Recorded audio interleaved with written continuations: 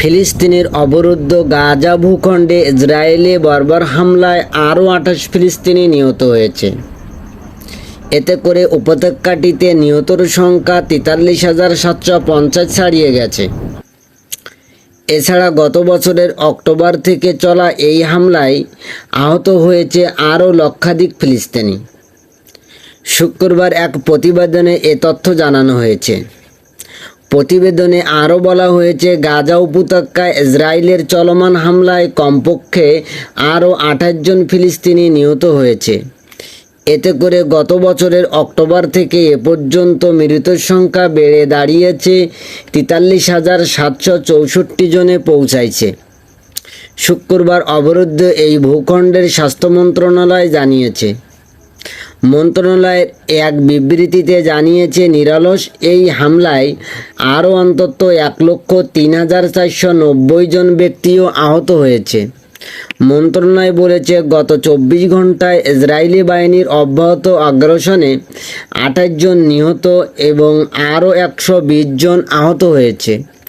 অনেক মানুষ এখনও ধ্বংসস্তূপের নিচে এবং রাস্তায় আটকা পড়ে আছেন, কারণ উদ্ধারকারীরা তাদের কাছে পৌঁছাতে পারছেন না।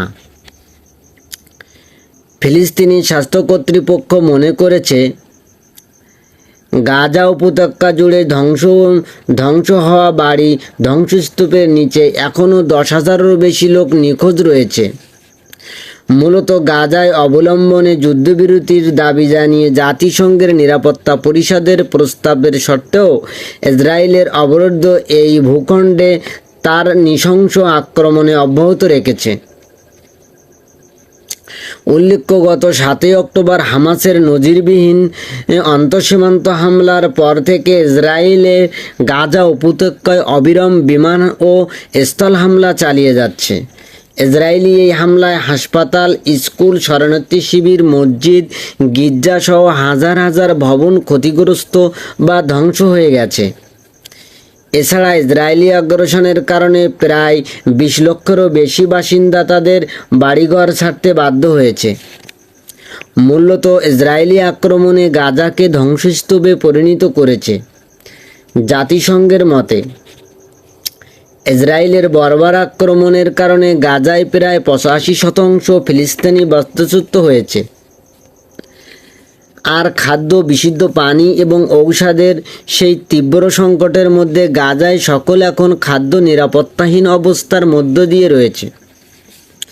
ফিলিস্তিনের গাজা ও লেবানন জুড়ে দখলদার ইসরায়েলি বাহিনীর ভয়াবহ হামলায় একদিনে কমপক্ষে 45 জন নিহত হয়েছে।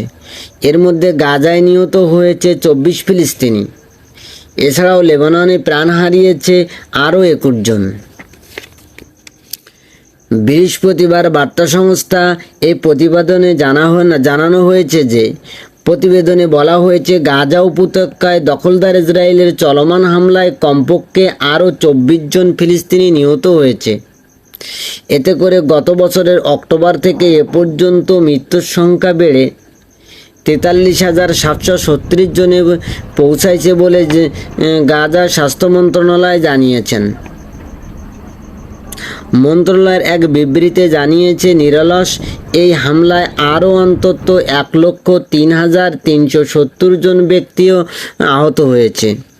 মন্ত্রণালয়ের পক্ষ থেকে বলা হয়েছে, গত 24 ঘন্টায় দখলদার ইসরায়েলি বাহিনীর অব্যাহত আগ্রাসনে 24 জন নিহত এবং আরও 112 জন আহত হয়েছে। অনেক মানুষ এখনও ধ্বংসস্তূপ এবং রাস্তায় আটকা পড়ে আছে।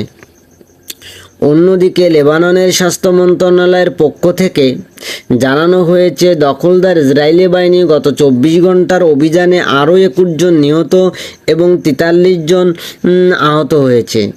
এতে করে গত বছরের অক্টোবর থেকে চলা দখলদার ইসরায়েলের হামলায় মৃতের সংখ্যা বেড়ে 3,386 জনে দাঁড়িয়েছে। আহত হয়েছে আরও 14,400 জনেরও বেশি। স্বাস্থ্য মন্ত্রণালয়ের প্রতিবেদনে আরও বলা হয়েছে, দেশটির দক্ষিণাঞ্চলীয় নাবাতিয়া এলাকায় সিভিল ডিফেন্স সেন্টারের দখলদার ইসরায়েলের হামলায় 6 জন নিহত হয়েছে, যার মধ্যে 4 লেবানিজ প্যারামেডিক রয়েছে। এছাড়াও বাবলেন শহরে দক্ষিণ পশ্চিমাঞ্চলের সিভিল ডিফেন্স সেন্টার হওয়ায় দ্বিতীয় হামলায় আরও 12 জন উদ্ধারকর্মী নিহত হওয়ার খবর পাওয়া গেছে। গত বছর অক্টোবরে ফিলিস্তিনের অবরুদ্ধ গাজা ভূখণ্ডে ইসরায়েলের আগ্রাসন শুরু হওয়ার পর থেকেই লেবাননের সশস্ত্র গোষ্ঠী হিজবুল্লাহর সঙ্গে সংঘাত চলছে দখলদার ইসরায়েলের। তবে গত সেপ্টেম্বর মাস থেকেই হিজবুল্লাহর সঙ্গে ইসরায়েলের পূর্ণমাত্রায় যুদ্ধ শুরু হয়েছে।